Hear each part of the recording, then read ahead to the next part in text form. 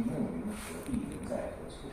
它的下篇叫中州甚至推门堕下，既得偏从三位。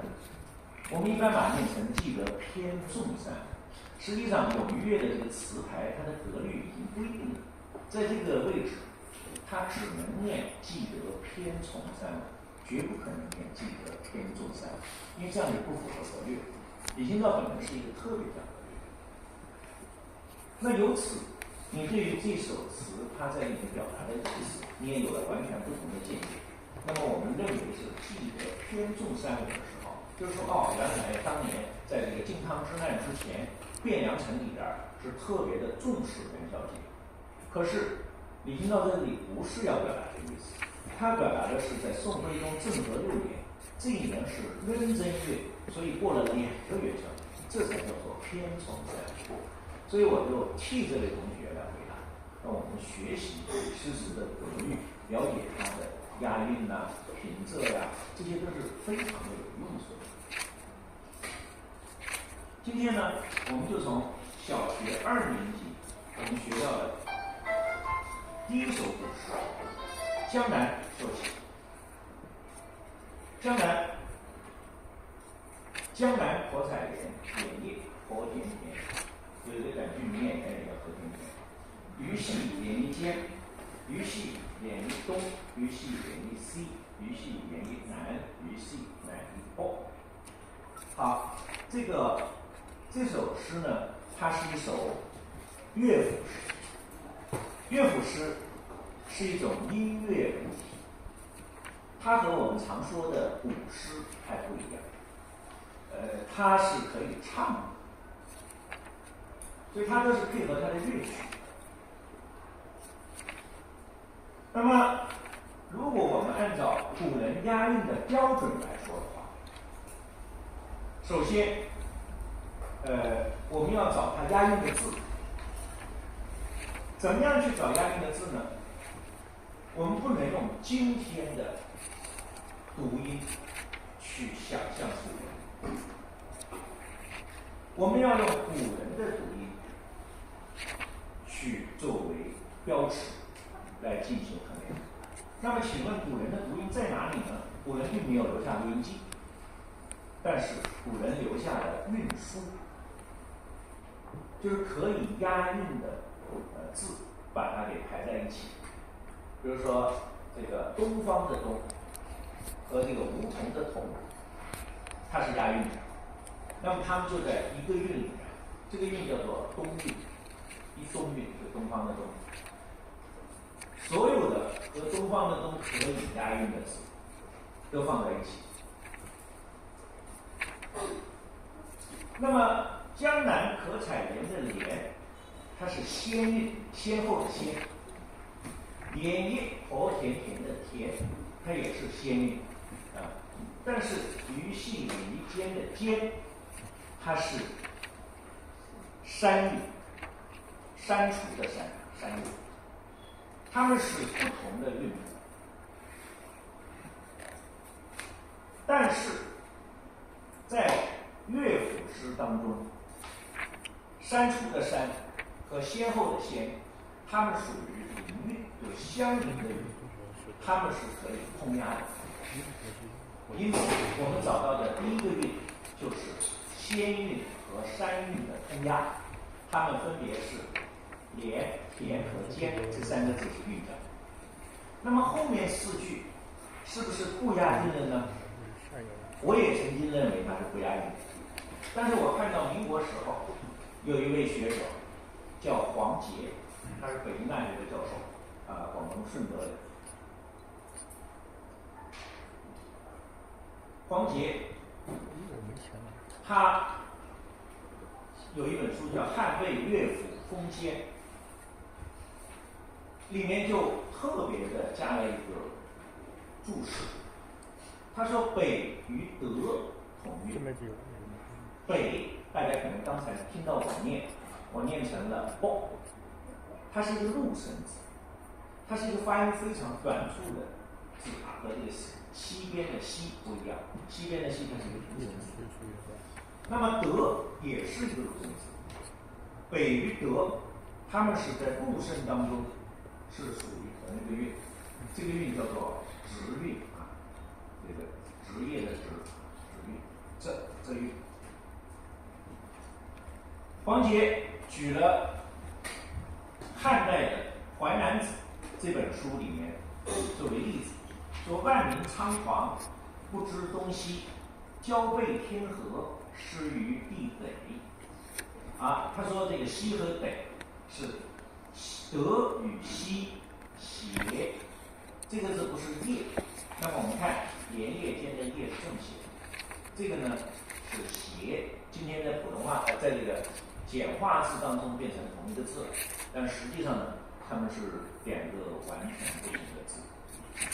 所以它是这个邪就是谁和谁押韵的意思。他又举例，先秦的时候，楚辞大招，无东无西，无南无北。他说西和北都是相协的，为什么呢？他说西在齐韵，齐韵这是它的平声，它的去声字就是季韵，因此齐韵是季韵的平声，而季韵呢和这个直韵呢，他说叫回互通。在民国的时候，以章太炎为代表的这样的一群音韵学家，他们认为在上古的时候，有一些字的读音是可以互相相通的。存在着两派思想，一派人认为在先秦的时候也有这个入声字，还有一派呢就认为先秦的时候没有入声字。这两派思想谁也说服不了谁。那么我呢是认为先秦的时候是有入声字的，但是你在唱起来的时候，它的这种入声的发音短促的声调在唱的过程中就不那么重要了啊。那么它韵母的主要音节反而是重要的，所以西在齐韵，齐呢正确的念法应该念才，就像广东话一样，所以西呢念塞，所以这个北呢北我们今天普通话也念北，所以它是可以相协的。这种情况出现在文章当中，出现在楚辞当中，楚辞本质上属于一种赋，也是一种文章，也出现在这种乐府诗当中，所以它的这种押韵形式呢，是非常复杂的。所以第一个问题，我们抛出来的问题，从古诗江南说起。其实要说到江南的押韵问题，它是一个超纲题，它超纲了。我们不需要具体的掌握它如何去押韵，只要知道它是押韵。我们要从小，这小学2年级，我们要让小学2年级的孩子就知道，中国的诗歌是押韵的，不存在没有韵的诗。我们再来看这首，这首呢不在我们的教材里来，这是北宋的梅尧臣《见牧牛人隔江吹笛》，这是一首古体诗。古体诗和乐府诗的区别在于哪里呢？在于乐府诗是可以唱的，而古体诗呢是不能唱的。古体诗是只能用来吟诵、诵念，不能用来唱。朝遇牛出没，昼遇牛在雅。日暮穿林归，场定出在华。面尾齐血吹，音响未曾哑。随风散远近，举调任高下。我们用普通话念就是举调任高下，但是呢，这里面它是下。宋代的官方的韵书，实际上是从前面的时代来的。中国第一本最早的韵书叫切韵，切就是拼音的意思，反切、反和切都是拼音的意思。那么切韵这本书今天已经没有了，后来呢，这本书就从隋代传到了唐代，改名叫唐韵。那么到了宋代，对它进行了扩充，于是改名叫广韵，跟广东没有关系，是真广的意思。广韵是宋代的官方韵书，里面借释这个字，它是说什么呢？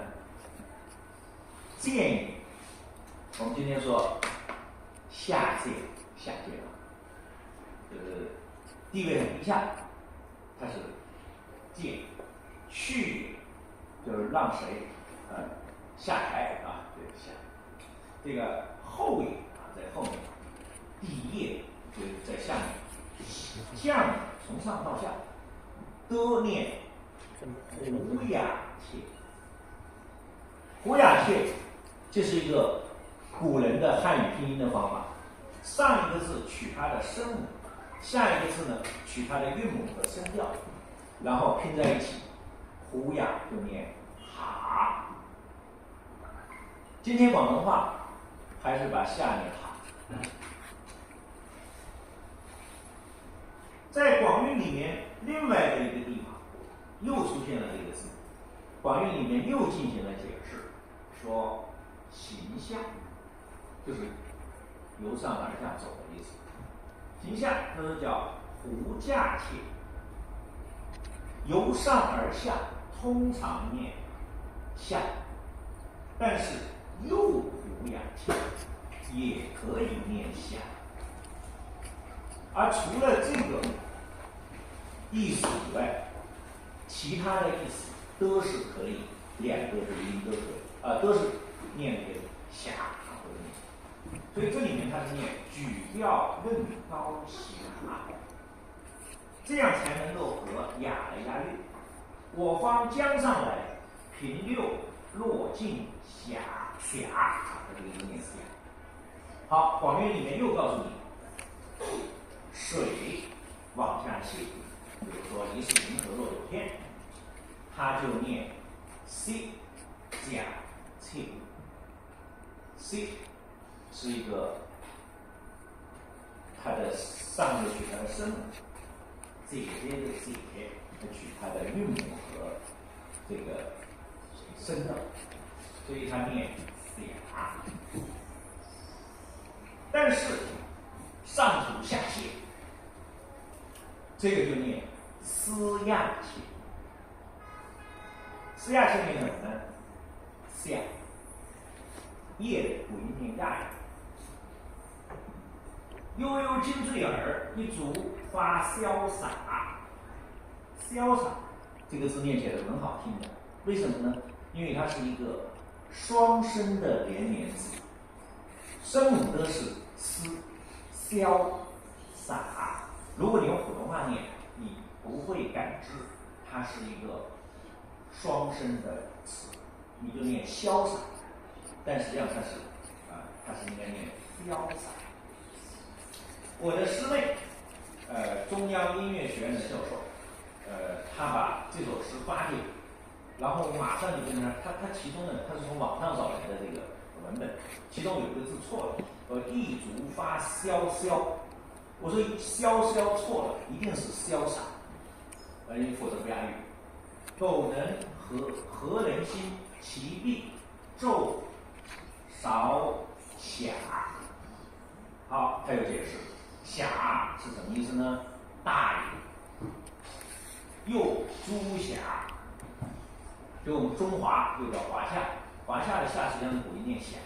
我们这个所有的这个在先秦的时期，中国还没有统一的时候，像晋国呀、鲁国呀、齐国呀，这一类的国家，全部称之为叫朱夏。一周闽就是今天的山西的下县，那么秦属上郡，汉分至朔方郡，到了晋末，赫连勃勃于周称大夏，后为后魏所灭，至郑又改为夏州，就是今天的山西的下县。那么这个字呢，它是念这个胡雅切，也是念哈，但是它也念夏有胡驾。或者念呢，大古夏念大古也可以念大，但是表示春夏的意思，它通常念夏。也可以念春夏，而春夏以外的意思就只能念夏。所以这里面其必奏韶夏，韶和夏都是上古的时候著名的乐府，大韶大夏。正生时美好，独情如替寡，况其荒败尽，又忆胜利瓦，南击陈过阳，是梦咏诗雅。我今就嘴唇下垂的意思。我今留此诗，谁为马御马？这首诗呢，我们要讲它的这个意思呢，就要讲很多了。我们只是说，它整首诗，它押的都是赏声的韵，就是我们普通话所谓的第三声的韵。这是独体诗和这个独体诗和乐府诗它们之间的押韵上的一个最大的区别。乐府诗呢，它其实是可以平仄通谐的。我们看到就是乐府诗当中这个塞和北，它是可以通谐的。但是在独体诗当中，它只允许押同一个声调的乐。我们来举一反三一下，这首诗怎么念？敕勒川，阴山峡，天似穹，笼盖四崖。天苍苍，野茫茫，风吹草低见牛羊。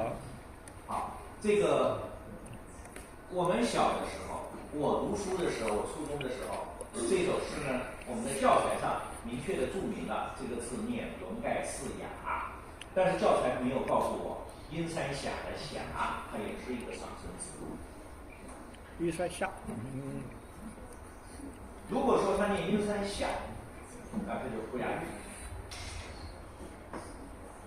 好，我们再来一个举一反三。这首诗，空山不见人，但闻人语响。繁影的森林，复照青苔赏。上下都是相对的呀，它们的情形也差不多呀，所以它既可以念上，又可以念赏。这个地方呢是念赏，复照青苔赏。这个字呢，它应该念引不应该念记。这就涉及到从一个字的读音，我们就涉及到对于这首诗的理解的深刻程度。如果你把它理解为景的话，它就是景是日光的意思，日光的意思。这个我高中的时候，春和景明嘛，我们学岳阳楼记，景就是日光。我的那个高中，它有一个楼叫崇景，就是老师的办公室，叫崇景楼，就是崇就是尊崇，景就是日光。如果你把它念成景的话，就意味着你认为这是太阳要落山的夕阳的余光进入到了森林，又照到了青苔上。但是这两句就和上两句之间没有关系，它们之间的逻辑关系就断了。而如果说这个景它是一个通假字，它念引的话，它就意味着什么？它是和上面都有关系。王维是一个什么样的诗？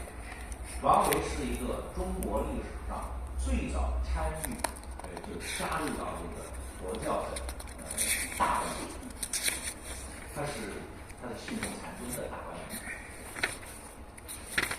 他的诗都有禅宗的思想，禅宗的哲学。他说：“空山我们看不见人，但是我们却能听到人在说话。然后呢，我们也仍然看不见人，我们却能看到人的影子。人的影子呢，进入了森林，照到了青苔。所以这样它才是逻辑上。古体诗它的押韵和近体诗，它可以换韵，可以用隐韵，但是必须用同一个声调来押韵，特别是用仄声的时候，上去声是不能通押的。这是针对什么呢？针对很多词里面押仄声字的时候，它的上声和去声是可以通押的，但是在古体诗里面不行。比如说孟浩然的《岁暮海上作》，这是一首古体诗。仲尼的孔子既以墨，语意浮于海。孔子就讲，假如道不能够得到知己的话，我就臣服那个木筏子，浮于海。从我者其由乎？跟随我的大概就是自由了吧。那么这个孟浩然俨然以自由自任，昏见斗柄回，方知岁心改。好，海和改是上声字，就是第三声的字，它们是押韵的。但是下面曲州任所胜，垂钓非有带，带就是一个去声字，就是第四声的字。未问陈茶人，沧州或何在，也是一个去声第四声的字。因此实际上它的前四句和后四句是换了韵。古体诗允许换韵，但是却不允许两个不同声调的字一起。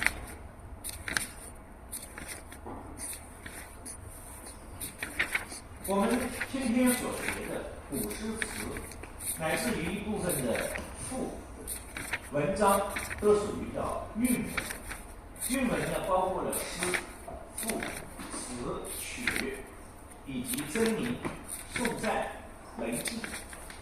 比如说，我们在座肯定有非常熟悉《红楼梦》。《红楼梦》里面，贾宝玉写了一个《芙蓉女儿泪》，就是一篇押韵的文字。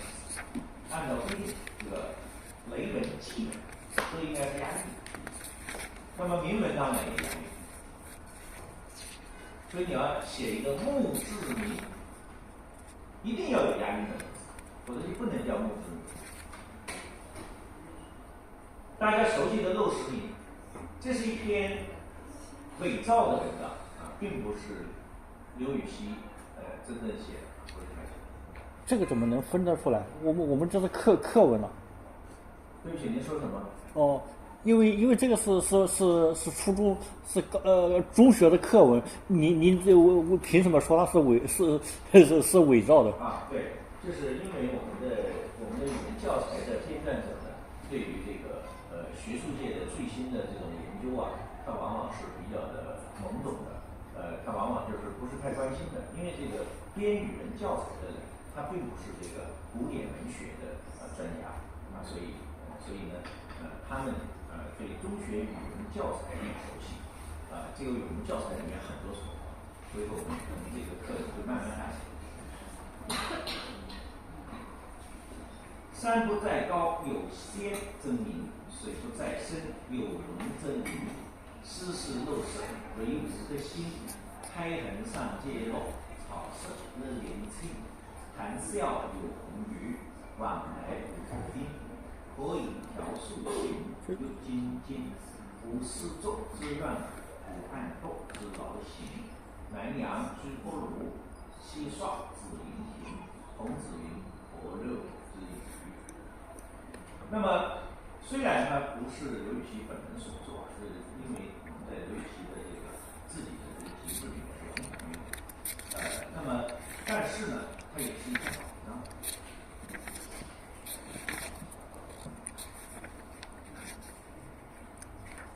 它的押韵啊，就是民呢，它是属于根韵，就是您贵庚了，你今年多大了？那个庚属于庚。有龙则灵的灵呢，它属于清韵，就是青红皂白的青。惟吾德馨的馨啊，又年轻的轻，这都是清韵。往来无伯丁的丁呢，它是真韵，就是我们蒸笼蒸包子的蒸韵。可以调素琴，又精心，又是真韵。无丝周日乱耳，无暗斗之劳形呢，又是真韵。子云亭的亭呢又是清韵，所以它实际上是根、清、真这三个韵在一起冲压。对于文章来说这个押韵呢是比较自由的，但是也不能随便乱押。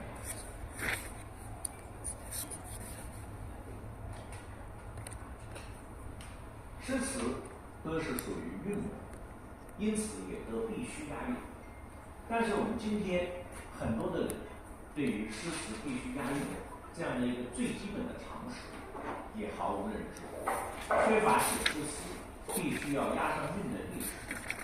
那么我认为这是由两个原因造成的。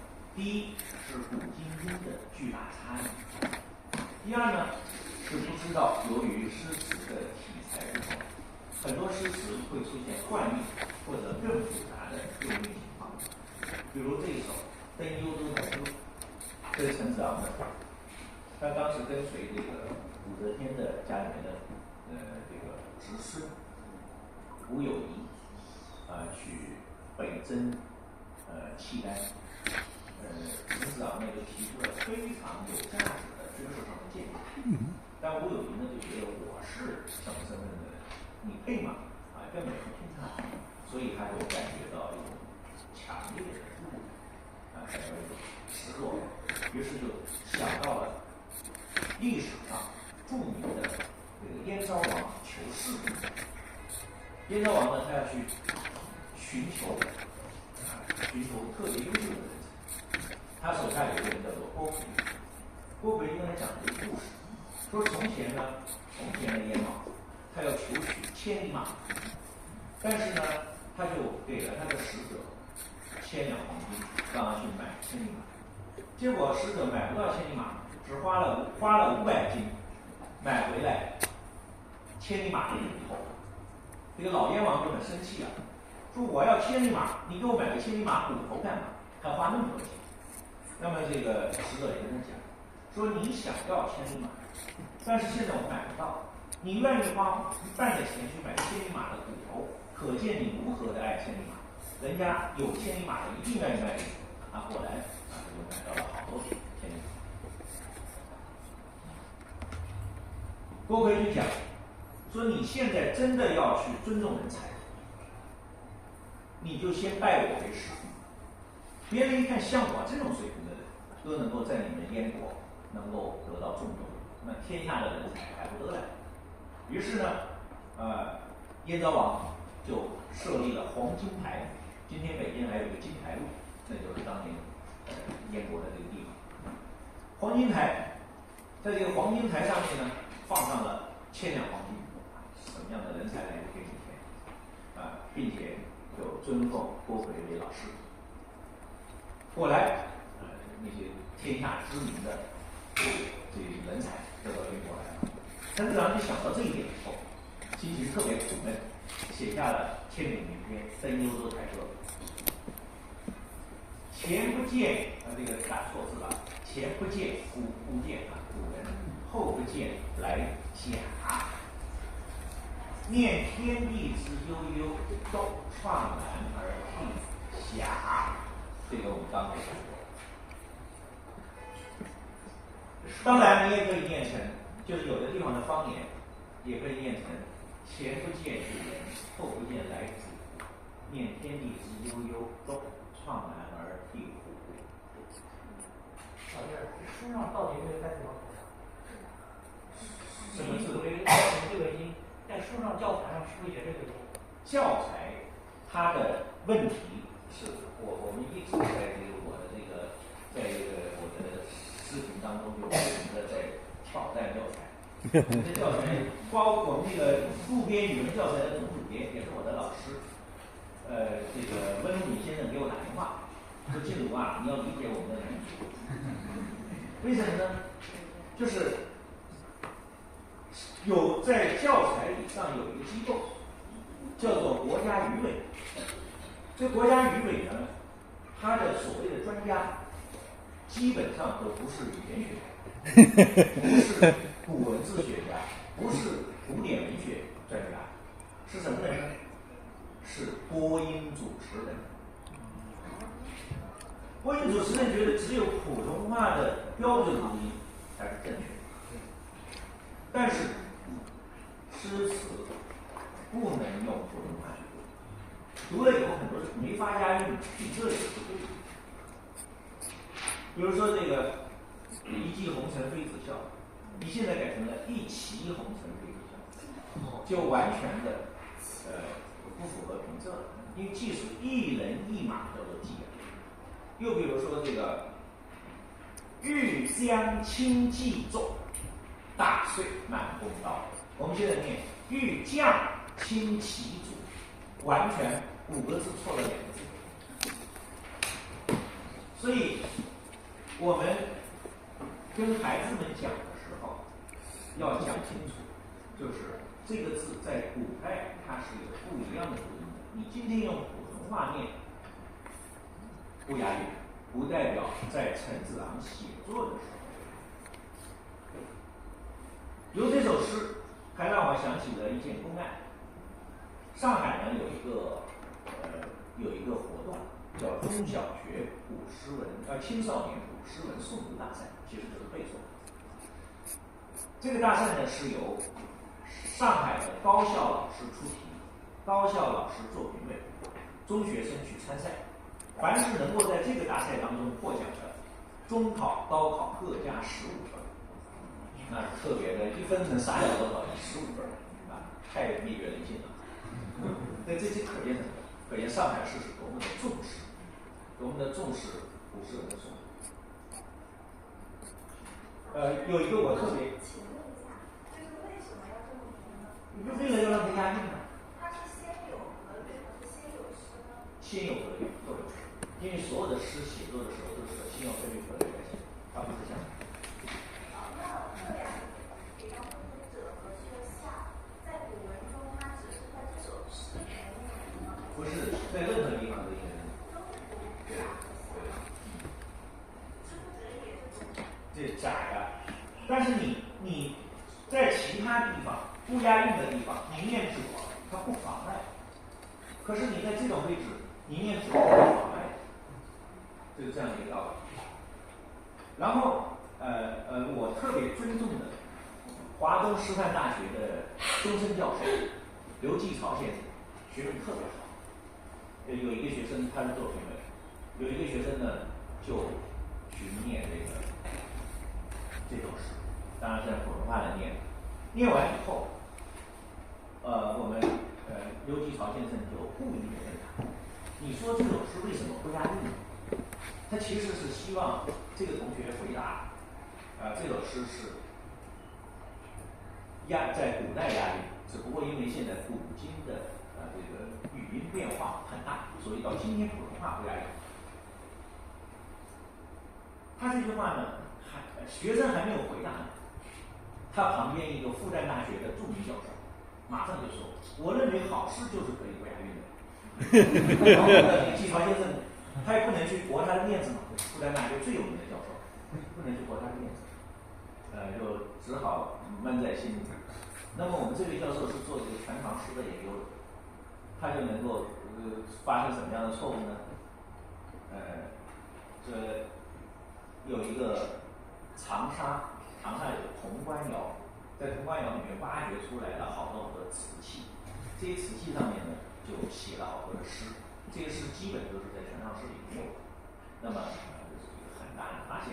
那么我们这位教授就去做这个全唐诗的古编的研究嘛，于是他就找到了一首诗，这首诗里面本来说的是叫“求归不得归”，求归不得归，他不认识那个归的草书的写法，他就把它认成了福，就是福禄寿喜财的福，这求福不得福，完全不想。下面最后一句是这个不欲世人知，胸中一片血，不欲世人知，这是押韵的，归和知是知韵，这个就是这个支援的支持的这个支韵。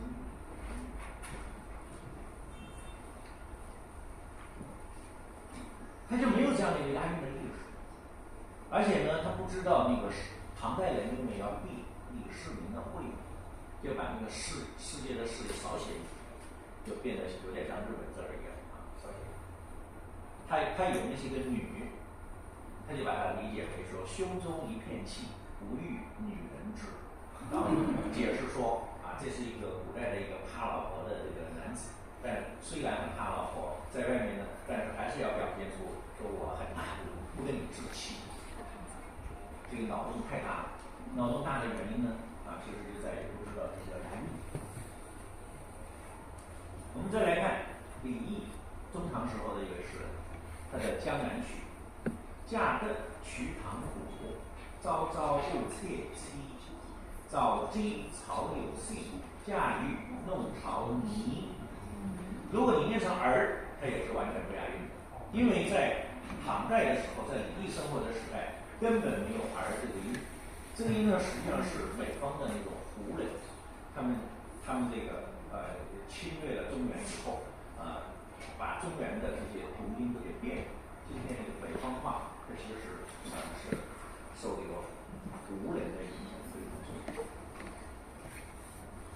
这个字今天广东话里面念“椅子”啊，就上海话念“泥”字，包括我们这个姓倪的“倪”，单人旁帮一个繁体字的“儿”，它为什么念“倪”？就是因为它这个“儿”本来就是念“倪”，所以这个地方，如果说你没有这样的一个知识的储备，你不知道这个儿它念泥的话，你就会认为这首诗是不押韵的，实际上人家是完全押韵。我们上海还有一位著名的学者，辩士学者，叫做鲍鸿山，在这个视频里面说陈子昂的这首《灯油子读的好不好啊？他连韵都没有，就是一下子就把这个文盲本质给暴露出来。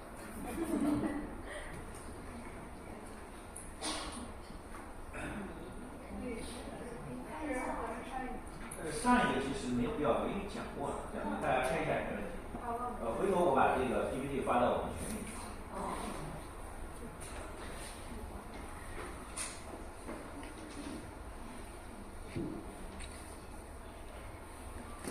我们在中山大学读博士的时候，那会儿我们有时候我在中山大学创办了一个诗社，叫岭南诗词研习社。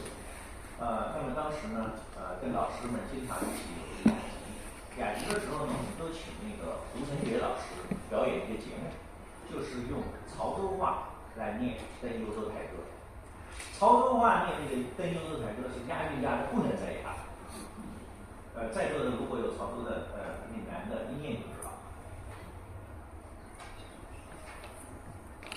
胡承学老师就说我是一个潮州人，我这个普通话不好。但是呢，在念这首诗的时候，我这普通话不好，反倒成为我的优点。能不能现场念一遍？我不会这个。现场找一个嘉宾。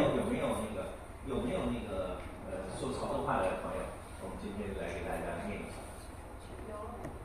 太好了。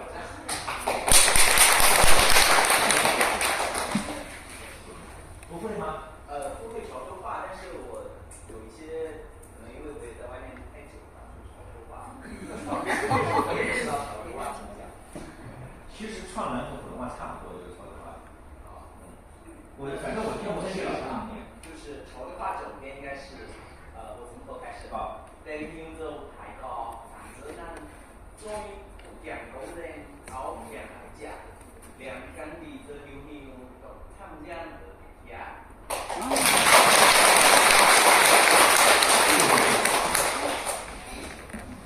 我们这个课堂氛围非常好。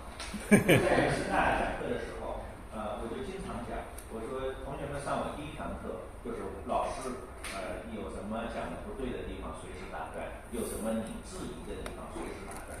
这个是最好的一种课堂氛围。所以我们虽然今天有好几位同学请假，但是这个课堂氛围的确是非常非常好。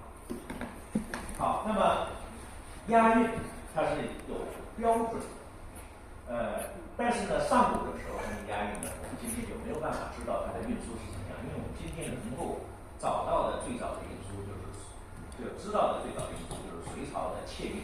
唐朝因为它有科举考试，唐朝的诗呢，它押韵的很清楚，用的是唐韵。但是唐韵呢，一共是206个韵，和窃韵一样，到了广韵也仍然是206个韵。206个韵呢，差不多汉字常用的1万多个字就分在了206个韵当中。可是从唐代的时候，我们见到唐韵里面就已经标注的非常清楚，有一些字的，有一些韵，它底下就标注是可以合用的。于是到了南宋，到了这个北方的金，有一个叫王文玉的人就出现了。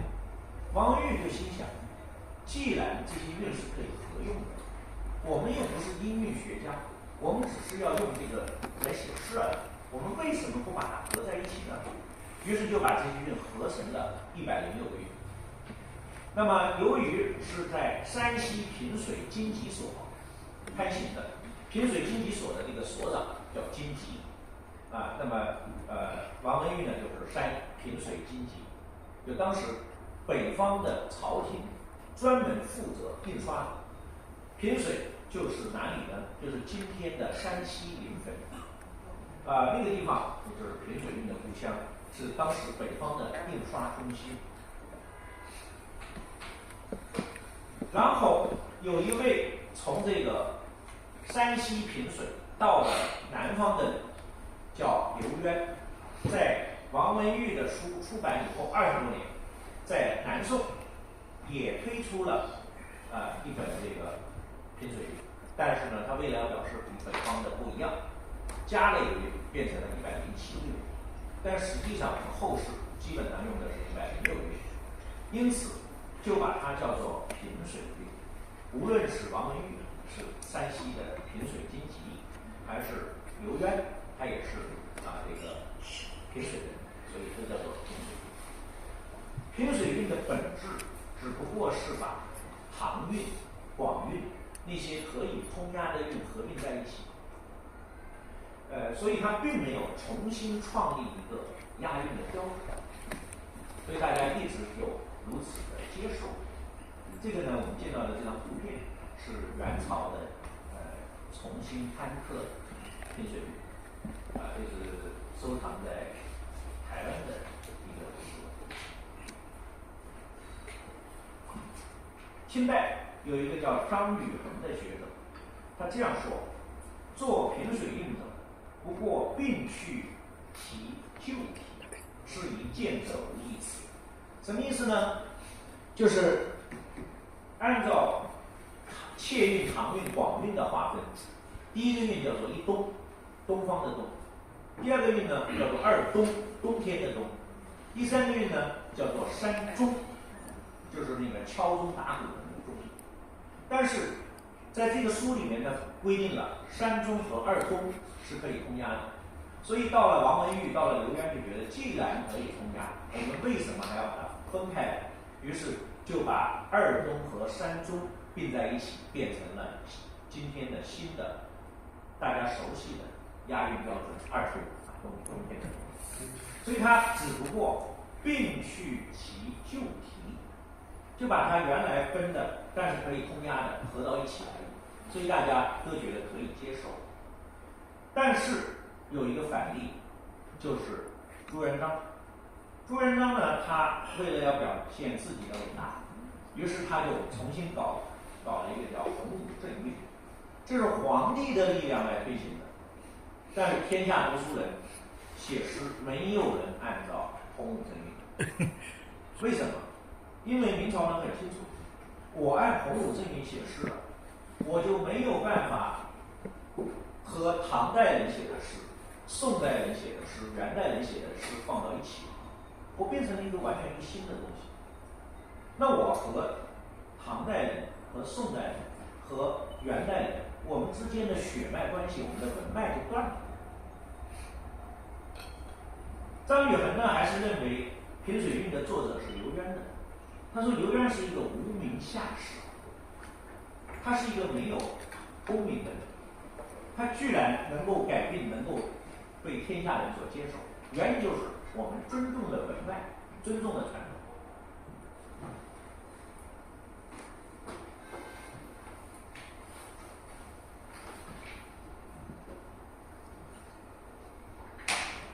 我们今天有些机构在提倡什么中华新韵、中华通韵，要用这种现在普通话的读音来写诗词，这也是可怜无骨贵精神。因为用新韵写出来的诗、写出来的词，可以我们100%的断定没有一首写得好。原因何在呢？因为你已经自觉地和古人的文脉割裂了，你不愿意去学古人的东西，你不愿意去读古人的作品，你怎么能够写得好呢？就好像你要去练书法，你不愿意去临帖学习古人的那些碑帖，你怎么可能写得好？这不可能的事情。所以用新韵就意味着你从一开始就和古人的精神气质和古人的精神血脉这个相割裂了。韵书就是押韵的标本这个标本它里面是有不同的韵部。我们刚才讲到切韵、唐韵和广韵都是206个韵部，而到了平水韵就106个韵部。所谓的韵部呢，就是互相之间可以押韵的字，它的集合。韵书当中用一个字来代表一个韵部，这个字呢就叫做韵目，目录的目。比如说东韵，东就是这个韵的韵目，它的目录。那么里面像这些字，轰、中、空、红、东、红、翁、公、公、通、穷、公、雄、公、红、从、红、中、荣、蒙、红、红、红、虫、葱、公、蒙、荣、中，这些字都是可以和东韵相押韵的。而东韵呢，则有风、龙、荣、松、中、松、中、从、农、中、从、风、荣、中、逢、凶、中这两个中不是一个字，这个是代表酒杯，然后引申指聚集钟灵毓秀，这个呢是指一种乐器。